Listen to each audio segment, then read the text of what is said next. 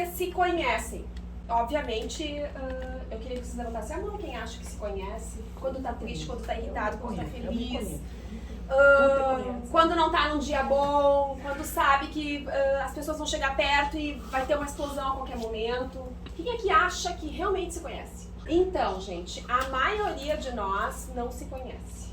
A maioria de nós acha que se conhece, mas não se conhece. A gente é grosseiro com as pessoas quando a gente está triste, ou chateado, ou cansado, ou com alguma dor, porque a gente não se conhece. Se a gente se conhecesse, a gente ia se dar conta que o nosso descontrole é oriundo da nossa vulnerabilidade, do nosso sono mal dormido, da alimentação inadequada, enfim, de uma série de coisas, problemas financeiros, seja o que for. E quando a gente passa a se conhecer, a gente começa a modificar um pouco o curso da história. Eu ainda estou na caminhada do me conhecer. Eu posso dizer que me conheço, sei lá, 90%, né? Mas eu quero chegar no 100%. E a minha ideia hoje com essa palestra é poder plantar algumas sementinhas em vocês e trazer dicas que vocês possam colocar na prática de vocês. Essas dicas não vão envolver nenhum valor financeiro, são coisas que vocês podem decidir, decisões que vocês podem tomar a partir de hoje e que eu tenho certeza absoluta que vão fazer a diferença na vida de vocês e isso vai repercutir na saúde mental. Bom, eu outro dia fiz um trabalho com os coordenadores, com os supervisores, com as lideranças e a gente conversou sobre esse slide aqui. E esse é um slide que eu montei a partir de alguns livros, a partir de algumas coisas, que ele traz um pouco sobre a formação da nossa personalidade. Eu quero que vocês, obviamente, são muitas informações, mas eu quero trazer algumas coisas para vocês, para que vocês possam compreender um pouco, porque hoje vocês estão aqui como funcionários da Mirolog, mas vocês não são só isso, vocês são pais, vocês são tios, vocês são filhos, vocês são esposos, vocês são mulheres, vocês são pessoas, né, que precisam se conhecer cada vez mais. E quando a gente nasce, a gente é lá bem bebezinho, pequenininho, a gente tem necessidades emocionais básicas e importantes que a gente deveria ter recebido. A grande verdade é que a maioria de nós não recebeu as coisas como a gente merecia receber. Porque os nossos pais também não receberam, os nossos avós também não receberam, e as coisas vão transgeracionalmente passando de geração para geração. E nós vamos ficando com algumas lacunas. Então, aqui é uma continha matemática, para vocês entenderem, né? Mas ali em cima tá as necessidades emocionais básicas que a gente deveria receber. Cris, por que tu tá falando sobre essas coisas? Porque dependendo das falhas que a gente tiver em algumas categorias, e todos nós vamos ter, porque ser humano é imperfeito, isso faz parte da vida, a gente pode ser mais ou menos alguma coisa lá na frente na vida adulta, tá? Então, quando a gente é pequenininho, bebezinho, a gente precisa se sentir amado e protegido pelos nossos pais. Às vezes, eles não conseguiram nos dar porque eles também não receberam, e a gente vai ter falhas. E às vezes eles vão dar o melhor que eles podem, mas por características próprias nossas, a gente não sente, a gente não consegue se sentir conectado com isso. E essa diferença tem a ver com esses tipos de temperamento aqui, né? Porque o nosso temperamento, gente, ele é herdado geneticamente. A criança tá lá pequenininha, brabinha, e diz, puxou a tia, a avó, fulano de tal, fez a cara do fulano. Que é o nosso temperamento. Então, o nosso temperamento, ele é herdado geneticamente. E o que acontece? Dependendo do nosso temperamento, se eu sou, por exemplo, uma criança que já nasço mais agitada, talvez eu vou ser um bebê que não vou dormir direito, daí a minha mãe me bota na cama, eu não durmo, a minha mãe vai ficar mais ansiosa porque ela não consegue dar conta de botar aquele bebê dormir, talvez ela fique irritada, talvez ela brigue com essa criança, e isso tudo vai se interrelacionando o tempo todo. Tá? É que nem vocês trabalharem numa empresa e vocês terem um chefe que briga com vocês o tempo todo. Vocês vão estar sempre em estado de tensão. Com as crianças é a mesma coisa.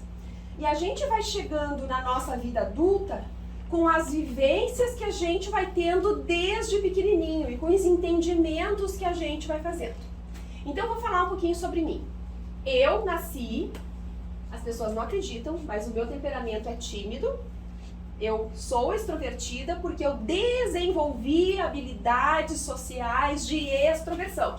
Mas internamente eu sou tímida. Então eu era uma criança que eu ficava mais fechada, eu tinha amigos, mas a minha interação ela não era tão grande. Eu tenho uma interação infinitamente maior hoje, que eu sou adulta, que eu decido as coisas que eu vou fazer, do que quando eu era criança, porque eu era pobre, eu me achava feia, eu tinha que muitas vezes, pela carência financeira, usar sapatos ou 2 números maiores do que o pé, ou 2 números menores do que o pé. Então aquilo me colocava numa sensação de defeito, de defectividade, de me sentir menos do que os outros. Ninguém apontou o dedo e disse Cristo é menos, mas eu me sentia assim porque eu já tinha a timidez e essa tendência de ficar mais pra dentro de mim, tá? Mas eu tinha outras 2 características de temperamento que me fizeram chegar onde eu cheguei. Eu tinha um perfil mais obsessivo, mais organizado, que era até um pouco diferente da minha família nuclear. Meus pais não eram pessoas tão organizadas e eu era. Então eu já ia olhando e querendo ordenar e ter as coisas de um jeito. E eu também sempre fui uma pessoa muito otimista. Até hoje, né? Às vezes as pessoas dizem, ai Cris, isso não vai dar. Eu digo, não, o não eu já tenho. Eu vou até o fim. E eu vou até o fim em tudo. E pensando em saúde mental, os nossos pensamentos, os nossos sentimentos às vezes nos dizem pra gente não fazer determinadas coisas. Mas a gente precisa perseverar para conseguir conquistar e enxergar as coisas lá na frente. Então, essa sou eu. Então, eu tive lacunas importantes lá na minha primeira infância, né? Eu desenvolvi bem a minha autonomia, eram muitos filhos, a minha mãe não conseguia dar conta, logo o fato de eu ser a filha do meio me fez desenvolver muitas coisas de autonomia, porque ou era isso ou eu não sobreviveria. Isso me ajuda hoje, que sou uma pessoa que me resolvo para as coisas. Outras questões importantes que a gente precisa receber, e eu estou falando sobre isso e eu vou retomar depois, é a gente aprender desde a nossa infância que a gente merece e precisa ter momentos de relaxamento, momentos de lazer. Tensão e relaxamento não estão no mesmo lugar. Quem é estressado é tenso, tem dores musculares, às vezes tem enxaqueca, né? Então, desde a nossa primeira infância, a gente precisa aprender a receber, né, momentos onde o pai vai na pracinha com o filho, isso não custa dinheiro, né? Pegar, bota a criança na mão, vai caminhando até a pracinha, brinca no balanço, isso não envolve, porque eu venho desse lugar de origem humilde e eu sempre, quando vou trabalhar com os meus pacientes, eu me preocupo com isso, que eu possa ensinar estratégias que eles possam utilizar que não envolvam financeiro. Porque às vezes a gente diz, puxa, isso aqui é caro, eu não vou fazer. E aí a gente já se fecha e a gente perde uma oportunidade importante de mudança na vida da gente. E os nossos pais precisam nos ensinar a ter limites realistas. Tem muitos pais que não conseguem dizer não para os filhos, e o não e os limites são muito importantes. Então, aquele filho que não recebe o não e que não tem no ambiente um norte do certo e errado, vai se tornar um filho mais narcisista, com um transtorno de personalidade, ou até um psicopata, pela dificuldade de compreender os limites porque não recebeu na primeira infância. Então, são os pais, a família, os cuidadores, que precisam dar esse norte. Mas há também aqueles pais que são duros demais, que nada pode. E esses filhos, muitas vezes, ou eles vão se fechar, se eles têm, por exemplo, um temperamento tímido, e uma família muito dura, eles podem se fechar e não conversar nada com a família, e aí a família perde uma janela importante de aprendizado, e esse filho que cresce depois da adolescência e da vida adulta pode ser uma pessoa mais evitativa, que não conversa com seu cônjuge, que não troca ideias, porque não foi permitido lá na primeira infância fazer esse exercício, tá? Aqui na continha matemática a gente tem o caráter, que são os valores, os morais, as condutas, o que é certo e o que é errado. Isso são as pessoas que nos criam, que nos dão esse direcionamento. Nem sempre a gente vai ter a oportunidade de ter um pai e uma mãe presente que possa conversar com a gente sobre isso, mas a gente pode ter um professor, a a gente pode ter uma madrinha, um padrinho, né? Eu tive a oportunidade de ter pais com valores muito importantes e tive também um padrinho, uma madrinha que foram pessoas de base emocional muito importante para mim, que são muito valiosos e que eu levo dentro do meu peito até hoje esses ensinamentos. Mas às vezes tudo isso dando mais ou menos certinho não evita que a gente possa passar por situações traumáticas, nocivas, situações de abuso, situações onde a gente perdeu entes queridos muito importantes para nós. E isso vão nos deixando machucados. Tudo isso somado pode nos levar a transtornos psiquiátricos. E aí eu vou falar uma coisa que parece uma bobagem e vocês não precisam se entregar, né? Só me digam quem é pai e mãe aqui. Tá. Sou pai e mãe.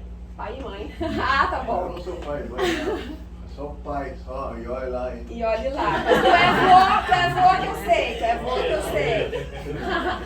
Mas então, gente, eu vou falar só uma coisinha mínima, que é muito comum e frequente na infância.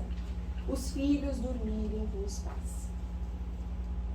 Quando é uma lição importante de desenvolvimento de autonomia e que tem tudo a ver com saúde mental, é a capacidade da criança de conseguir pegar o sono sozinha. Isso é psíquico. E isso depende do fortalecimento da relação desses pais com essa criança. Então, se eu sou uma mãe que, ai, bebezinho, bonitinho, ai, você depois vai criar, vai ficar longe de mim, bota aqui na cama comigo, eu tô indiretamente dizendo para essa criança que ela não é capaz de dar conta de uma tarefa psíquica importante que é pegar no sono. E aí, o que isso pode acontecer pensando em transtorno psiquiátrico, já que a gente está falando sobre saúde mental?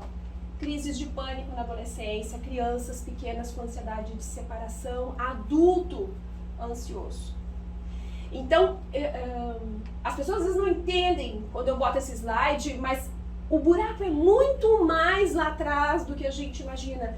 E quando a gente vai fazer, por exemplo, psicoterapia, a gente vai olhar para esse lugar. Né? Não vai ficar lá, ai, mimimi, quando eu era pequena, tal coisa na infância. Não é sobre olhar e criticar os nossos pais, mas da gente conseguir enxergar onde é que foram as lacunas importantes que a gente ficou e a gente hoje como adulto, e estamos todos aqui como adultos, poder olhar e ver quais são as modificações que a gente vai fazer a partir de hoje. Quais são os passinhos que eu quero dar a partir de hoje para ter uma diferença na minha vida. Então, a vida pode não ter sido fácil para vocês, mas a gente tem capacidade sim de se tornar adultos saudáveis, tá? Às vezes, voltando para a questão da infância, eu atendo muitas famílias, às vezes os pais chegam e dizem assim, ai Cris, eu não aguentei, eu dei uma chinelada. Daí eu falei, tá, tudo bem, eu não vou fazer a crítica quanto a chinelada, por exemplo, ou tal. Mas me diz uma coisa, como é que tinha sido aquele teu dia? Como é que foi a tua noite anterior? E às vezes por trás daquela chinelada tem a ver com a vulnerabilidade do adulto. E ela pergunta assim, se aquele dia tu tivesse chegado em casa empolgado, tivesse ganhado aumento, teu filho tivesse feito a mesma coisa, a tua reação ia ser a mesma? Não ia.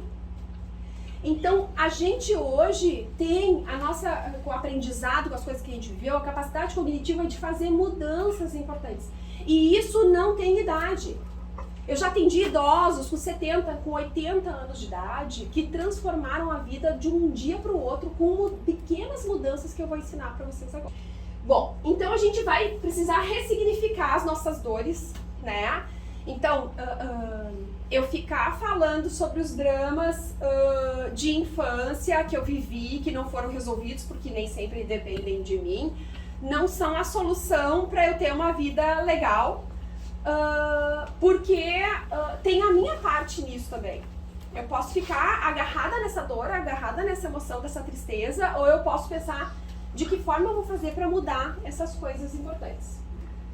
E são sobre essas decisões que eu quero falar com vocês. Então eu vou dar algumas dicas importantes para vocês. Primeira coisa, gente.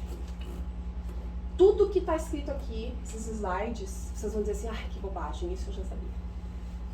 A gente precisa falar mais do mesmo. A respiração, a gente aprende na escola, né? Puxar oxigênio e liberar gás carbônico. Ninguém respira mais direito. Tá todo mundo correndo.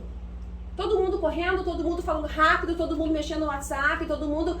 As pessoas não esperam mais. Nós voltamos de viagem, um acidente horrível na estrada. Eu passei por 4, 5 carros, eu dei uma olhada por cima, todos mexendo no telefone celular. O risco de acidente. Por que as pessoas não podem esperar 1 hora, 2 horas, 3 horas, 4 horas para responder uma mensagem? As pessoas não respiram, as pessoas não param. A maioria dos suicídios acontece porque as pessoas estão com dores emocionais e elas não conseguem parar, elas não conseguem respirar e pensar com clareza sobre as coisas, elas vão no impulso. Quando a gente respira, a gente oxigena todo o nosso corpo. Eu já atendi, eu não sei dizer quantas pessoas com transtorno do pânico. Alguém já ouviu falar em transtorno do pânico? A pessoa tem uma crise, sudorese, aceleramento cardíaco, um monte de pensamento na cabeça, a sensação de tontura, alguns desmaiam, outros vomitam, outros têm crises de enxaqueca. Sabe qual é a técnica mais importante que a gente ensina e eu já ensino na primeira sessão? Respirar. Tem um truquezinho que ele é básico, ele é ótimo, que é o seguinte: puxa o ar em 3 segundos, ou vocês podem fazer 4, 4, 4, 4. Tranquilo. Cada um não tem o que é certo e o que é errado. Às vezes se encaixa melhor para um e às vezes se encaixa melhor para o outro. Tá? Eu faço para mim assim. Eu puxo o ar pelo nariz 3 segundos, eu seguro 3 segundos e eu solto 6 segundos. E quando soltar não é aquele... É um... Porque o nosso diafragma, ele fica aqui, ó. Sabe a respiração do bebê? O bebê tem aquele barrigão, né? É aquela respiração diafragmática. Essa respiração, ela tira as pessoas da crise, tá? Então vamos treinar. Puxa o ar pelo nariz, segura, 3 segundos. Uma outra exercício de respiração que eu gosto muito, que é quando a gente está muito agitado e a gente não consegue parar e a gente precisa focar, é o que eu chamo de respiração de contagem, que é super simples. A gente puxa o ar pelo nariz, segura 1 segundo e solta. Da segunda vez, puxa o ar pelo nariz, segura 2 segundos e solta. Depois a gente puxa o ar pelo nariz, segura 3 segundos e solta. E a gente vai indo até chegar no 10. A primeira vez que eu fiz, eu achei que eu ia morrer, não ia conseguir segurar o ar 10 segundos. Tamanha agitação que a gente fica. Então é muito importante que vocês encontrem estratégias. Agora, não é a Cris que está falando que a respiração ajuda, é a ciência. São os milhares de artigos científicos publicados através de pesquisas importantes que falam que a respiração é uma técnica super eficaz para trabalhar os transtornos de ansiedade e principalmente o transtorno do pânico. Pode ser simplesmente puxar o ar e soltar, porque algumas pessoas ficam ansiosas até para fazer esse exercício e hiperventilam, né? E essa resposta que o nosso corpo dá é uma resposta biológica. Na época das cavernas, a gente precisava estar atento para as coisas, para não ser morto pelos animais. Então, quando o nosso coração acelera, é como se ele estivesse dizendo assim, ó, tem um perigo aí, algo vai acontecer. E aí, o nosso coração acelera para bombear mais sangue para determinados músculos do nosso corpo, porque a gente não sabe se vai ter que sair correndo, ou se a gente vai ter que atacar alguém, ou se a gente vai ter que se fingir de morto. Então, o nosso corpo vai respondendo a esses estímulos importantes, tá?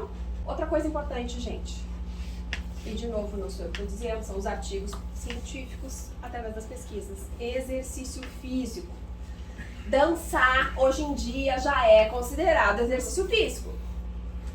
Caminhar em volta da praça de casa, fazer exercícios de alongamento, tudo que vocês puderem fazer que não precisa envolver dinheiro, tá? Tem gente que acorda de manhã, alonga todo o corpo, faz uns polichinelo, fez meia hora, Cris, só consigo fazer meia hora, é alguma coisa. Fez 40 minutos, melhor. Precisa ser todo dia? Depende. A grande sacada é a gente ter uma ideia da balança. Tudo que a gente faz de mais faz mal e tudo que a gente faz de menos faz mal. Até quando a gente vai montar um prato para comer. Obviamente, se eu sou uma pessoa que eu carrego muito peso, obviamente eu vou precisar de mais carboidrato, porque senão eu vou desmaiar, não vou conseguir dar conta, né? Mas em geral a gente tem que fazer um prato que vai organizar o nosso dia. Então, exercício físico, caminhada, corrida.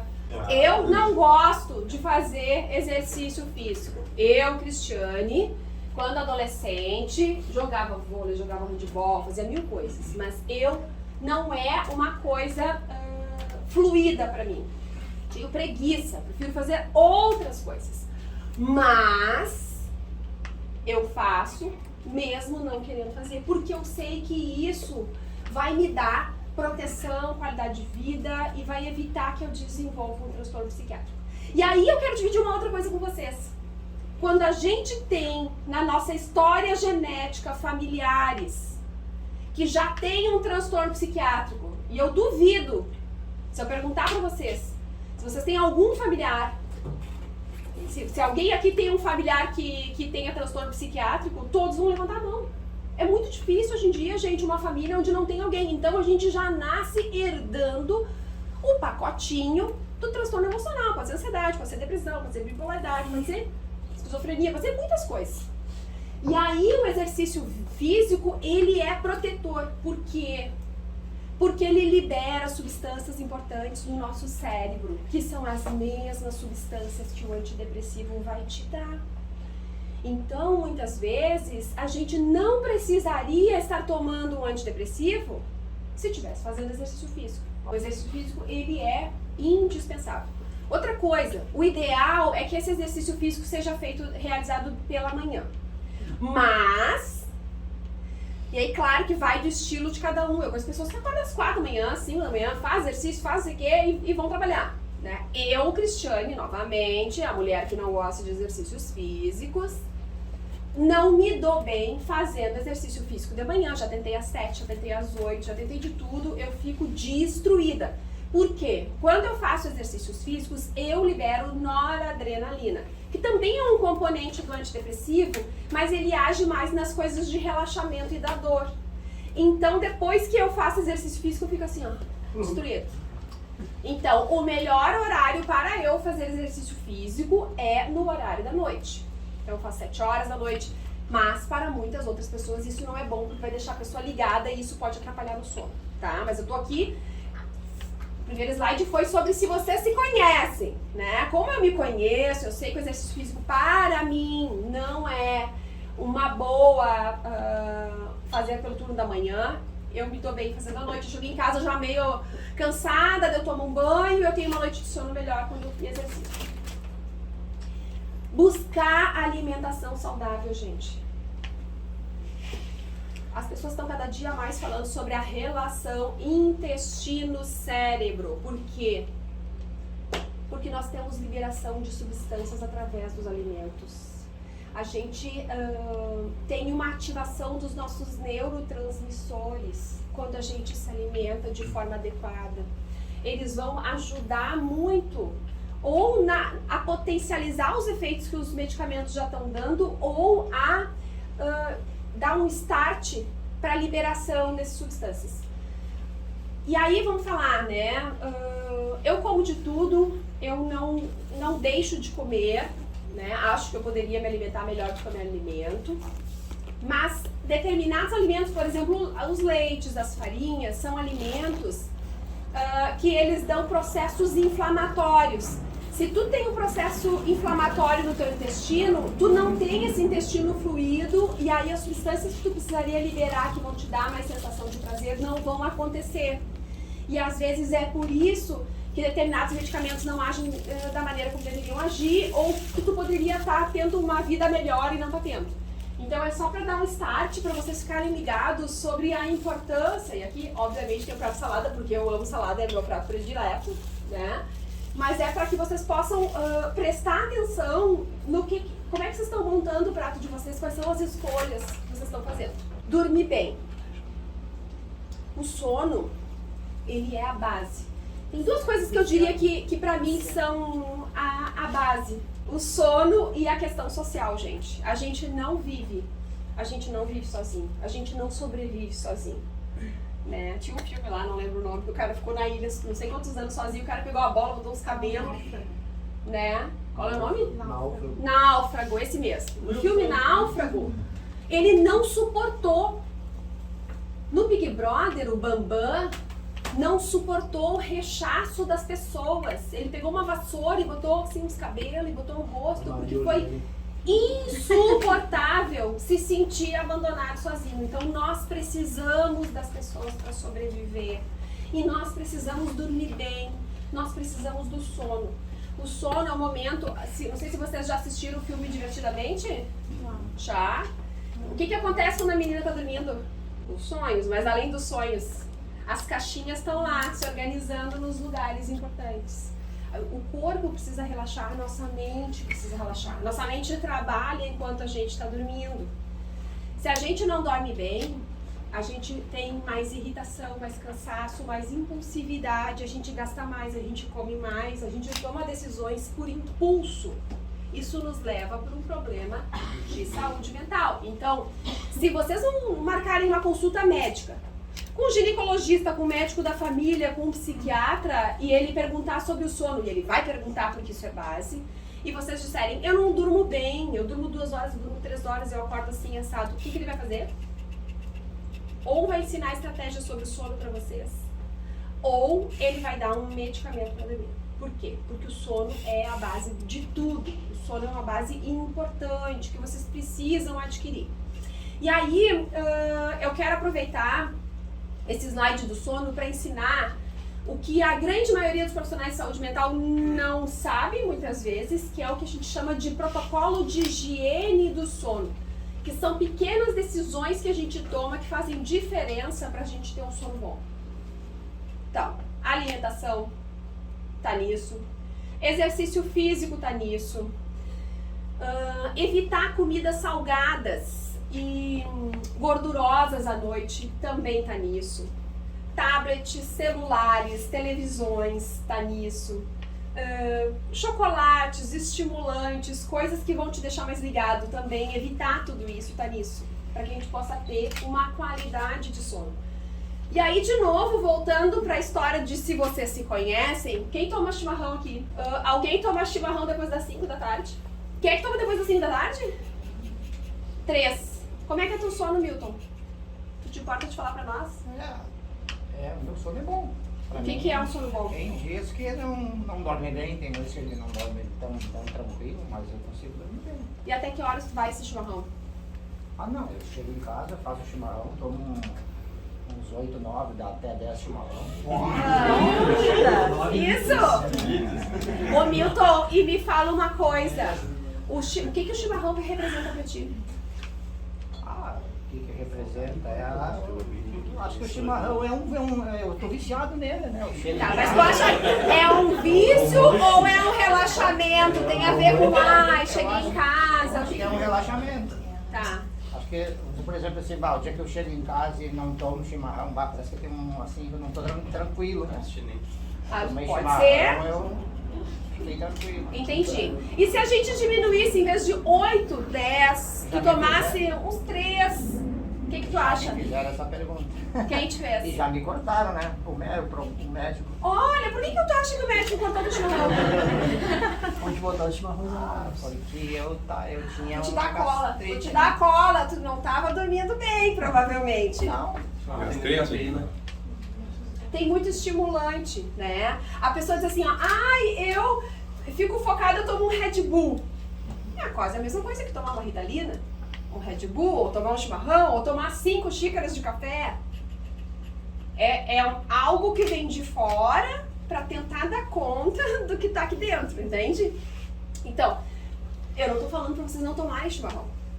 Mas eu, Cristiane, de novo, falando sobre mim, porque eu disse que eu me conheço 90%. Se eu tomar um chimarrão depois das 3h30, 4 da tarde, eu não vou ter um sono bom.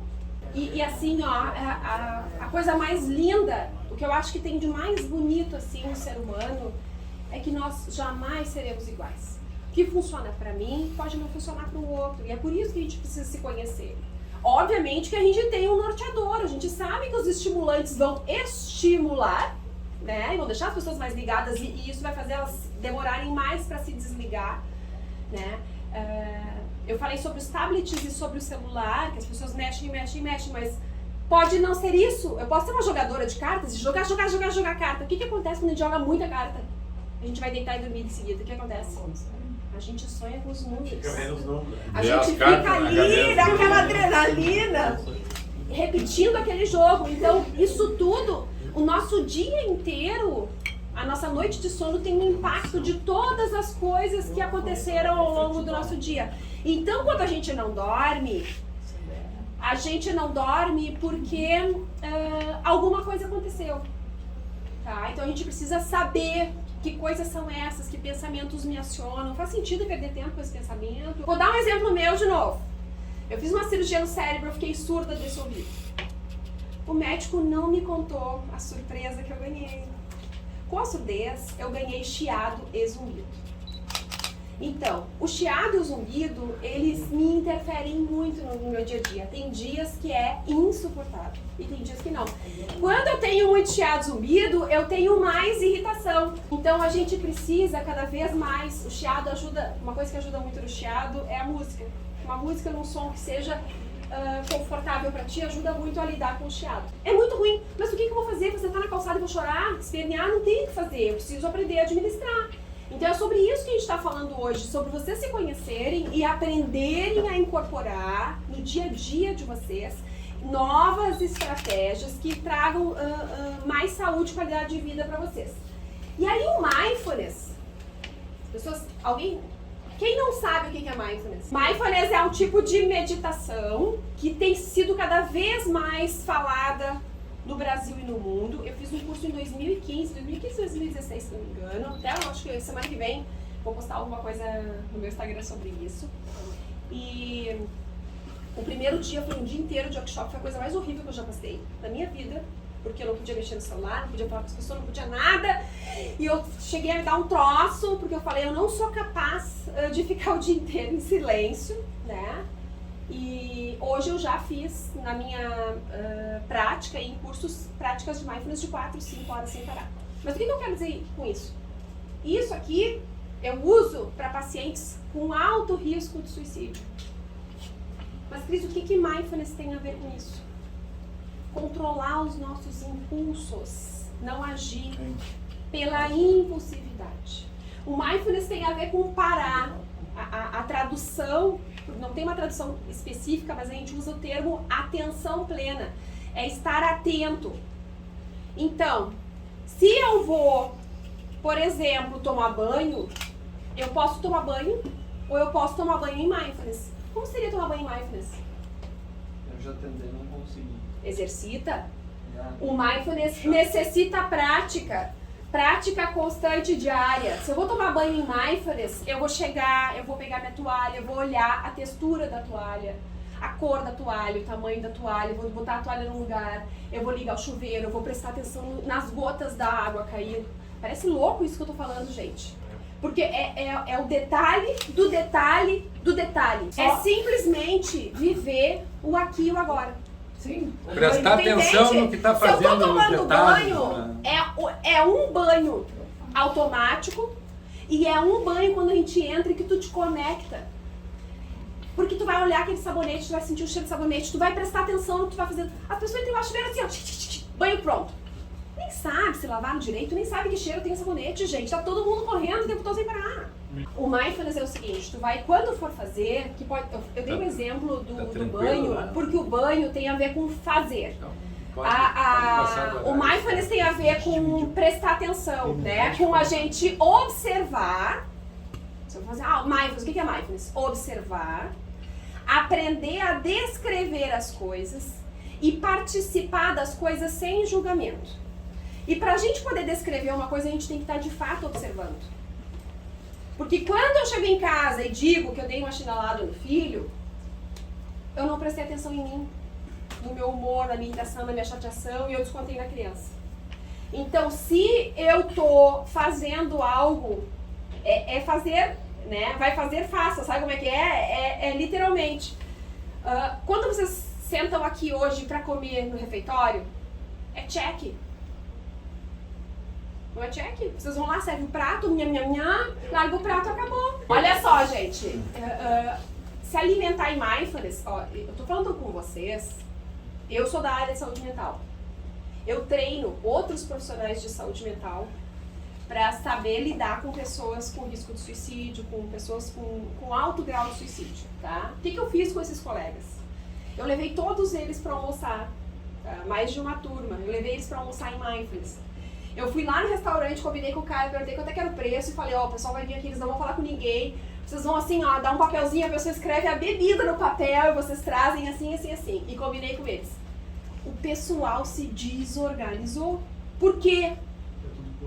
Porque as pessoas chegam, elas nem olham se tem quadro na parede, elas nem olham a comida direito, elas enfiam no prato, elas vão lá, sentam, e vão embora. Então teve gente que botou muito mais comida no prato, teve gente que botou bem pouquinho, teve gente que não sabia o que fazer, porque a gente não presta atenção nas coisas que a gente tem que fazer. Então se vai comer, coma, presta atenção na cor dos alimentos, no que tu tá decidindo botar no teu prato.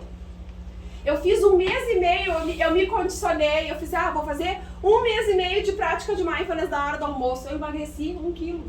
Eu não estava fazendo dieta, mas eu estava prestando atenção nas decisões que eu estava tomando na hora do alimento. A textura, gente, dos alimentos. A gente nem sente o gosto das coisas. É sobre tomar essa decisão, entende? E quanto mais a gente vai com esse olhar, e eu estou falando isso porque vocês podem fazer a prática de mindfulness comendo, vocês podem fazer essa prática tomando banho, vocês podem fazer essa prática enquanto estão fazendo sexo, vocês podem fazer essa prática enquanto estão fazendo exercício físico. Gente, quantas pessoas estão transando e a cabeça está não sei aonde, com a TV ligada com 1.500 parafernália. Foquem naquilo que vocês estão fazendo naquele momento e vocês vão ver a diferença que vai dar. E quando a gente faz isso, a gente evita transtorno mental. Porque a gente não vai para a impulsividade. A gente toma decisões mais assertivas na vida da gente. A vida é uma só e a gente não sabe quando a gente vai morrer. A gente não tem essa resposta. A não ser que eu decida me matar ali, pronto. Daí foi uma decisão impulsiva que eu tomei. Mas se não, essa caminhada, ela é muito longa. E a gente pode caminhar de uma forma mais leve ou pode ser muito mais difícil. Então, fazer mindfulness é uma prática que precisa ser contínua, seguida. Mas vocês podem fazer um exercício de mindfulness de 2 minutos, por exemplo, né? E só respirar, puxar o ar pelo nariz, solta pela boca, vocês já viram aqui como é que faz a respiração, e presta atenção só nos barulhos. Nem sempre praticar, ou melhor, a maioria das vezes que eu faço mindfulness, a sensação não é tão boa assim. Eu tenho às vezes dor nas costas, às vezes me dá uma pontada na cabeça, sei lá.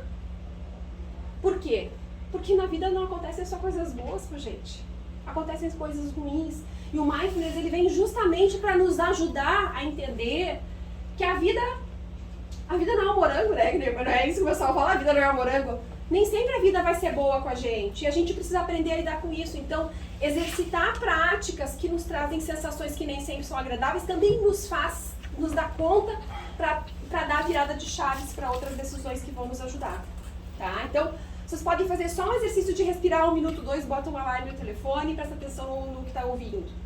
Depois vocês vão mastigar um alimento que nunca comeram na vida. Alguém diz, experimenta isso aqui, nunca experimentei. Já que vou experimentar em mindfulness. Fecha o olho e foca a tua atenção o tempo todo naquela mastigação daquele alimento que tu nunca comeu. Não interessa se vai ser bom ou se vai ser ruim. Só experimenta. Mas crias, a minha cabeça fica vindo o pensamento o tempo todo. Aceita o pensamento que vem e gentilmente tenta voltar pro teu foco, que é aquele alimento que tu está experimentando. Quanto mais vocês fazerem isso, vocês vão ver que vocês vão ficar mais precisos e mais detalhistas a pequenas coisas da gente mesmo e do nosso colega de trabalho. Porque às vezes, vou usar o Felipe, que o Felipe tá me olhando, né? O Felipe passou, eu olhei o Felipe, eu já conheço o Felipe. O que aconteceu? Tu não tá bem hoje. Por quê? Porque eu tô mais atenta. Eu vi que tem algo na expressão. Gente, nós somos super expressivos. Sim. Se eu trouxer um troço muito nojento aqui pra vocês podem não me falar nada, mas o corpo de vocês vai dizer. E é assim. É assim no trabalho, é assim na nossa casa. Às vezes, né, a mulher ou a esposa diz, eu sei o que tu tá pensando. Não sabem nada, né? Porque só a gente sabe o que tá dentro da gente. Mas, às vezes, eles têm uma ideia. Porque o nosso corpo tá dizendo algo também, tá? Então, eu convido vocês a praticar mindfulness. Usem, praticando mindfulness, vocês estão indo mais para esse caminho de usar a mente sábia. Imagine que o cérebro, isso são termos que a gente tem usado muito agora. Imagine que o nosso cérebro tem assim de um lado a mente emocional, que é uma mente impulsiva, que não pensa, que se endivida, que faz as coisas, que começa a namorar, já quer casar, já quer morar junto, já quer ter filho. E a outra mente racional que diz, não, nunca vou casar, nunca isso, porque aquilo, aquele outro. A mente sábia é uma intersecção dessas duas mentes. E pra gente chegar nessa intersecção, a gente tem que aprender a observar as coisas. Observar. E vai jogando daqui pra lá. A maioria, se uma pessoa que está em risco de suicídio, por exemplo, ela conseguisse parar e observar, sem criticar, sem julgar, pra entender o que está acontecendo comigo, por que eu tô assim, por que eu tô sentindo isso, o que será que aconteceu, eu dormi, eu não dormi, eu tô menstruada, alguém me fez alguma coisa, eu não me alimentei direito, ela vai se dando conta. E aí ela não age por impulso, e quando ela não age por impulso, ela não tem a consequência ruim daquilo que ela teria feito, e por aí vai, e ela vai para esse caminho da mente sábia. A gente jamais, eu brinco assim, né, com os pais. Se a criança pergunta uma coisa, não responde de imediato. Avalia. Porque é tu que vai ter que dar conta da decisão que tu tomou com esse filho. Então diz só um pouquinho, o pai vai pensar, só um pouquinho, a mãe vai não sei o quê. Aí a gente vai usar a mente sábia, a gente bota pra cá, bota pra cá, bota pra lá, pra lá. Ah, é isso aqui, deixa ou não deixa, faz ou não faz. Tá? Então vocês precisam exercitar isso. Busquem formas de se autorregular emocionalmente, gente. Se a irritação é de vocês, quem é que tem que dar conta da irritação de vocês? Se a falta de paciência é de vocês, quem é que tem que dar conta da falta de paciência de vocês? Banho gelado. Banho gelado ajuda muito. Ai, Cris, eu não tenho onde tomar banho gelado. Lava o rosto na pia, lava a nuca, lava o pulso, segura a pedra de gelo, toma um copão de água gelada. Mudança de temperatura no corpo nos ajuda. Se a gente está com raiva, o frio nos ajuda a voltar para o nosso eixo. Se a gente está para baixo, deprimido, bota uma música bem divertida e vai dançar, faz polichinelo. Isso libera substâncias químicas do cérebro, não sou eu que estou dizendo, é a ciência. Pacientes com risco de suicídio, a gente usa muito mudança de temperatura corporal para ajudar eles na autorregulação. Ai, Cris, mas ai, que saco, eu não tenho paciência para fazer isso. Bom, quer melhorar? Para melhorar, a gente tem que sair da nossa zona de conforto. Outro dia até fiz uma postagem sobre isso e eu quero de novo frisar, porque é um termo que eu gosto muito. A saída do inferno é uma escada em chamas. Se a gente quer melhorar, a gente vai ter que mexer nas nossas feridas e isso vai doer. Mas a gente precisa, para limpar essas feridas, né, botar os produtos que tem que ser, os componentes, as decisões que a gente vai tomar pra gente conseguir ter uma boa resposta e uma melhora na vida, tá? Busquem desenvolver comunicação assertiva. A gente tem mania de achar que sabe o que o outro tá pensando. A gente tem que mudar, são pequenos ajustes que a gente faz na nossa comunicação. A gente tem sucesso com o nosso colega de trabalho, com o nosso cônjuge, com o nosso filho. Quando tu faz essa cara, eu penso que... Não é, essa tua cara aí é de tal coisa. Não, quem sou eu? Não sei o que ele tá pensando. Eu posso dizer. Quando tu me olha desse jeito, quando tu diz isso, eu me sinto assim. Quando eu digo isso pro outro, ele vai dizer, não, Cris, mas não foi minha intenção. Eu queria isso e isso. Então, tu me desculpa se... Tá? Então, a gente precisa se comunicar melhor, gente. Tem material na internet, tem muita coisa aí que vocês podem ler que podem ajudar vocês a ser mais assertivos. Aprendam a relaxar, gente. Aprendam a relaxar, gente. Eu demorei muito tempo, eu ainda trabalho dentro de mim o relaxamento. Aprendam a relaxar. Aprendam a colocar, às vezes, as pernas pra cima e assistir uma série, ou um jogo de futebol, ou escutar uma música. Eu sou capaz de ficar 40 minutos, 1 hora, 2 horas deitada no sofá escutando música, porque para mim, eu me conheço 90%, né? A música tem um significado muito especial.